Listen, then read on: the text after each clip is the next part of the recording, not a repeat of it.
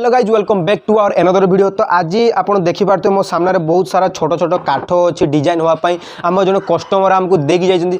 तो प्रथम आपको कहीदे ये छोट छोट काठ कौटी यूज हो। तो आप देखिपे छोट छोट काठ ये सब आम झरकार जो लगे छोट छोट पेनाल काठ तो सही ये सब काठ यूज हो। तो से आम जो कस्टमर या सीएनसी मेसीन डिजाइन होगापाई आम जो कस्टमर आमको देकी जाइए।